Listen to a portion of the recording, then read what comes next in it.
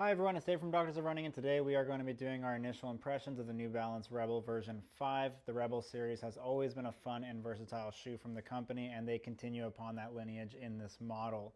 This has always been characterized as being lightweight, but still responsive and plush, and I feel like they delivered that as well.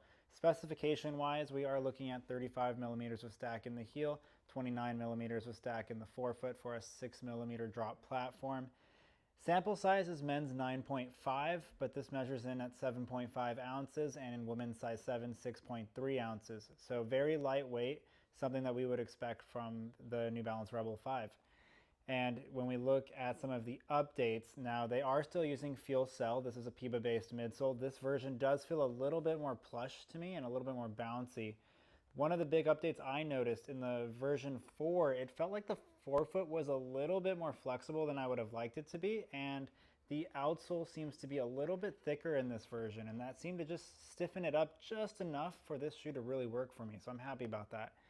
Upper, they have a gusseted tongue, and it locks down very well. I was very pleasantly surprised. And when we look at width, there's actually a good amount of width and volume in the forefoot. So this is one of those shoes that locks down really well, feels a lot more plush than it actually is, which is a nice component for the shoe. And I think it delivers an excellent lockdown for a performance shoe without being overly plush or overly thin and performance oriented. There is a heel collar that, or a heel counter that's a little bit on the stiffer side, but I didn't have any issues with it. I actually think it's padded pretty well and it's kind of curved a little bit. So I think it does hold the heel shape pretty well overall. When we look at the ride, the Rebel's never been an overly rockered shoe. There is definitely a rounding to the forefoot, and then there's definitely a heeled bevel. I wouldn't say it feels overly rockered by any means, especially with how soft the foam is. I feel like you kind of crash into that heel, and it really gets you quickly onto the midfoot for kind of that snappier and bouncy forefoot. Now it's rounded just enough to make sure that it doesn't feel too clunky at initial contact, so you can see some of the rounding there. They do have kind of that dual outsole design and kind of a midline groove that runs down the heel.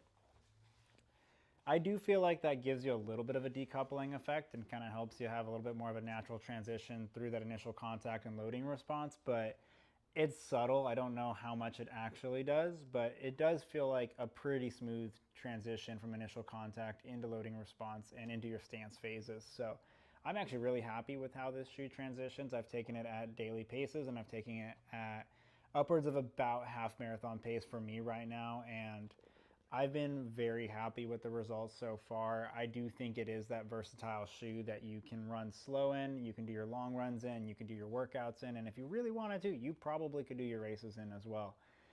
For me, I think this is probably going to fall more into the tempo run, long run, and workout shoe. I feel like the foam really comes alive, especially with some of that added rigidity in the forefoot when you pick up the pace a little bit, but I do feel like you can run easy in this shoe and it doesn't feel clunky. It just feels like a light, nimble shoe on your foot that is very plush for what it is. At 35 millimeters with stack, this is not overly large by any means compared to some of the other shoes on the market when we see 40 plus on many shoes. It feels oddly a little bit more grounded, but that FuelCell midsole is very compliant and very plush, and so you still have this sensation of a very soft landing. You just don't have quite as much room before you get to the ground there from a squishing or a compliance standpoint. So I really like the ride of this, and I think I'm gonna have a lot of fun on future miles of it. But so far, initial impressions, I'm very happy, and those are our initial impressions on the New Balance Rebel Fuel Cell version 5.